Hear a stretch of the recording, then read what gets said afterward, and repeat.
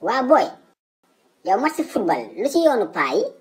non góor gi match bi ñuy organiser du pour xale yi mag yi ñoo koy football c'est un match de vieillard. booyee xool ma fii sa morom nekk fi de ñun mënuñu football ba suñu testan yi jeex ñu raccorder les crampons nga ñëwaat fii bëgg ñu wax ay waxu football xanaa koo jël bakkanam ngay wut. non mais góor gi. noppil balaa ma lay fëgg pes 5 heures léegi mu jot jugal ñibbi balaa may tardé beñe yi ak jus yi ci jàkka ji. mais góor gi xanaa xamoo ni match de vieillard boobu képp ku ci bokk da ngay am 1 million. 1 million booy raf ma si liste bi.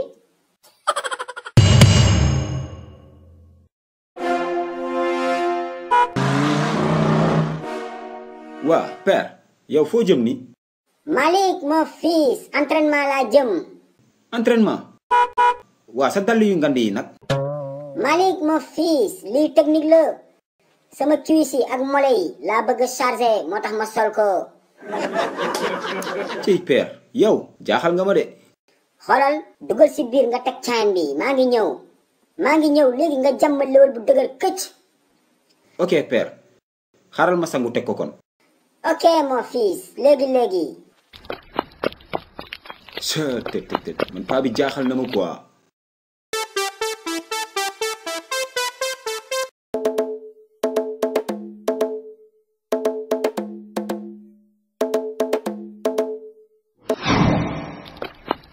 bu soobee yàlla match de vieillard bi maay takk 10 takk capitaine kenn mënu ci dara jour boobu dinaa tàpp ba Sénégal yépp kontaan bàyyi ma eggali sama test coupeur ba pare rek.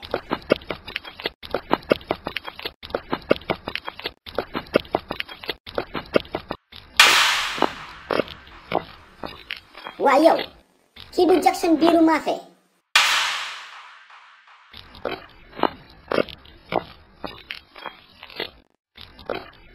Alaaji Mbuluxu comment tu vas. waa Jackson yow lay def ci terrain bi da ngay entraîner léegi. mais bien sûr Alaaji Mbuluxu j'ai commencé les entraînements. très bien Jackson mais loolu lu baax la. dee leen entraîner di génne graisse bi ak suukar bi nekk seen yaram moo gën nga topp mayga yi rek di wër. Alaaji Mbuluxu léegi bàyyi naa mayga. bàyyi nga mayga yow est-ce que mën nga bàyyi mayga Jackson. mais bien sûr Mbuluxu les maygas sont derrière moi. j'ai oublié les spaghettis et pommes de terre. ah bàyyi nga spaghetti ak pommes de terre. mais bien sûr nenu baxal ketchup et pobar j'ai tout laissé. ah loolu de yëg nga ko def. yow Jackson li nga doon dépenser mayga par jour soo ko dajale woon heure bi am nga ay kër. Jackson comme bàyyi nga mayga kay léegi kontaan naa ci yow. loolu moo tax nag dama lay invité reer tey. soxna si ginaar la togg. poulet grillé. c'est génial Mbuluxu. entraînement rime avec une bonne alimentation. j'imagine que je vais être en forme avant le match des vieillards. yow da nga bokk match de vieillards yow. mais bien sûr 1 million de francs CFA chacun. xaw ma 1 million xaw ma. Jackson man faruma ak yow de. ak sa biiru pétrole bi. mais Mbuluxu pourtant je suis un bon latéral bu mën a weq bal. tais-toi noppil mu naan latéral. gis nga gars yi ñuy footballal dañuy raye ay mole yu ngand la ñuy yor. mole pain au lait.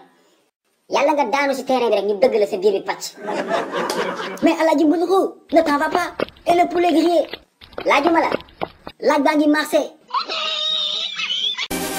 xew-xew amatina de xale yi seen livre les sketchs de Suluxu ñëwatina tome 2 ak tome 3 bi génn na de waaw te bii ba dafa ànd ak lu bees tak non seulement dañu yokk page livre yi ba 60 waaye dafa amaale ay question de compréhension pour améliorer intelligence xale yi livre Suluxu bu bees bi am na solo de mani ku gaaw la def commande doo am si livre yi de xale yi gaaw leen woo seen papa ak seen yaay ñu defal leen commande si numéro boobee ngeen di gis man moom defal naa commande sama doom ak samay jarbaat yàgg na ku yéex ñaar gaaw leen